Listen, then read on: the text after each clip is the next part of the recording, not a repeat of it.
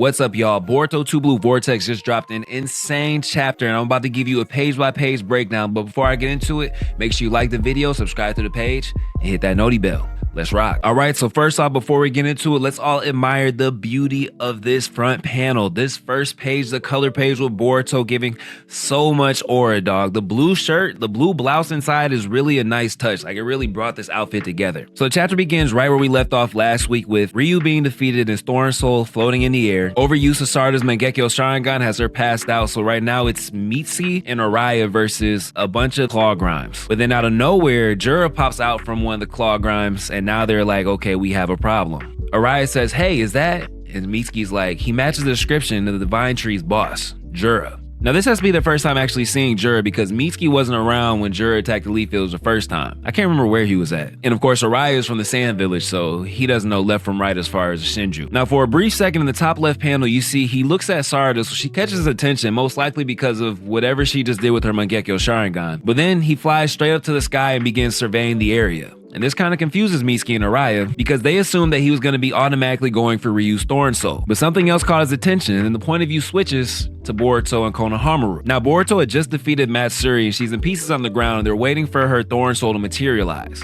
Konohamaru says, whoa, you cut down that Divine Tree instantly. Boruto says, Matsuri was pretty beat up already, otherwise it wouldn't have been that easy. So now you see all the dust from what was Matsuri before now materializing into the Thorn Bowl. And in the top panel you see what looks to be a bullet fly right between Boruto and Konohamaru. And then on the second panel on the right you can see where it landed. Konohamaru says, what is that? Boruto says, a miniature Bijou bomb sniper shot. It's Jura. He's here. So back at the location where Jura, Mitsuki, and Araya are, Jura says it missed, a pity. And then he just darts in the location of Boruto and Konohamaru. And Araya asks, where is he going? But Mitsuki says, towards Master Konohamaru. In the bottom left corner, we see that Mitsuri's Thorn Soul, or Thorn Bulb, is officially materialized. Konohamaru grabs it and says, Boruto, this will restore Moegi from her arboreal state, right? Boruto ignores it and throws out all the ninja tools and all the symbols he has, because you know that's how he uses Flying Raijin. He's preparing himself for battle. He turns to him and says, Master, there's no time. Please listen. Get out of here with that bulb right now. Take Sarada and the others and head to where you first met up with the Sand Shinobi. And Konohamaru was like, what? And at first you can tell Konohamaru was like, you know, why am I taking orders from you? Because, you know, he's still under Ada Shinjutsu. But Boruto's like, we don't have time for this. He said, just go there and wait for further instruction. And Konohamaru was still kind of like, bro. And this is where Boruto really put some bass in his voice. And he's like, you heard me, move. And we see Jura is flying at them full speed. And the gravity of the situation just starts to hit Konohamaru. But by then it's a little bit too late. Jura fires another Bijou bomb, and this time it's not a sniper shot. Boruto perceives it, he grabs Konohamaru, flies in the sky, and narrowly dodges the massive explosion that the Bijou bomb caused. And while still in the air, he throws Konohamaru back to the ground, who lands on his feet. You know, it wasn't no disrespectful, like, I'm throwing you to the side, but it was like, bro, you have to get out of here ASAP. And this time he actually listens. Konohamaru grabs the Thorn Bulb and runs as fast as he can. Now at this point, Jura's on the scene and he sees this, but before he can even react, Boruto uses Flying Raijin and teleports behind him and hits him in the back with a base Rasengan. The Rasengan sends Jura hurtling towards the ground, and in mid-fall, he turns around and fires another Bijou blast back at Boruto. Now it's a little bit hard to tell if this is going to be a sniper shot or if it's going to be the full thing, but it doesn't even matter because Boruto uses Flying Raijin to dodge it, teleports beneath Jura on the ground, draws his sword, but right before he connects with him, Jura turns around, spins, and blocks it with his middle finger, which means Jura just reacted to Flying Raijin not once but twice. And then on top of that, he blocked the sword swipe with a middle finger.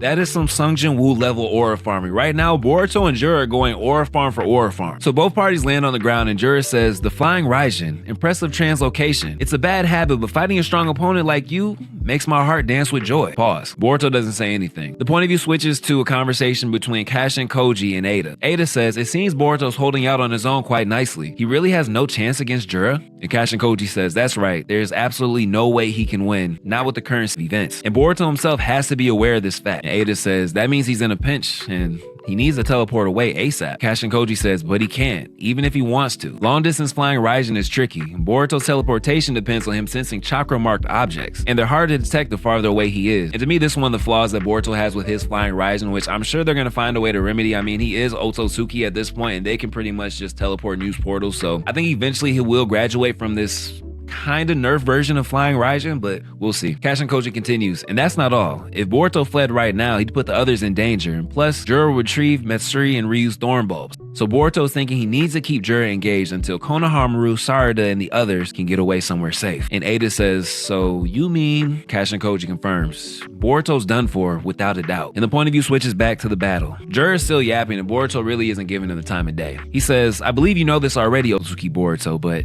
I've come here to kill you. Because starting with the thorn bulbs, for whatever reason, you seem to know way too much about us divine trees. And how you happen to be so knowledgeable about us given our recent emergences, a huge question to me. Is your intel source the accomplice who's aiding you?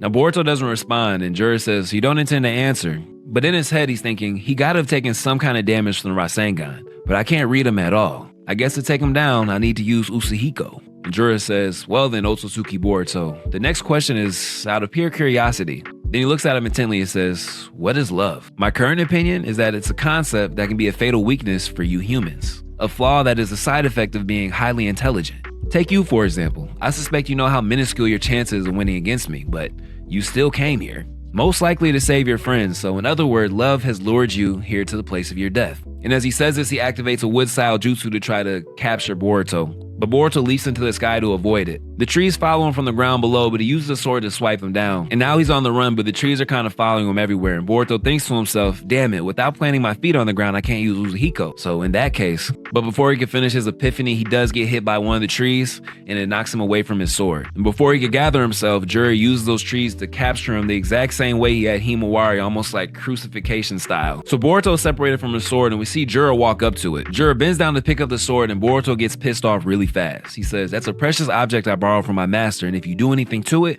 you'll face a fate worse than death. And Jura smiles and says, so yet again, you shall come to suffer thanks to love. And now he has a sword, he's playing around with it, really kind of taunt Boruto now that he knows that this can get under his skin. He says, how about this? Simply tell me where your accomplice is, and this blade will retain its original form. Although, either way, I'll still be killing you afterward. And Boruto pauses for a second, but this time he gives him an answer. He says, you might be right about love being a flaw and a weakness to us humans. But, and this is just my opinion, suddenly he activates Rasengan and breaks free from the wooden bindings. And as he activates Rasengan Uzahiko, he says, that's precisely why you will never be more than just trees. And then he uses Flying Raijin to teleport behind Jura, hits him in the back point blank with Rasengan Uzahiko, and at the bottom of the page you see Uzahiko activating, and you see it being transferred from Boruto to Jura the same way he did it to Code. Boruto says Rasengan Uzahiko, and Jura is blasted back. And you get to see all the tendrils of spirals of what Uzahiko is. And at first he's blown back with his back towards Boruto, pause. But then you see him turn around facing Boruto, and you get this cool point of view of him spinning around looking back at Boruto, which shows him losing his orientation as he tries to gather himself. Boruto goes to pick up his sword,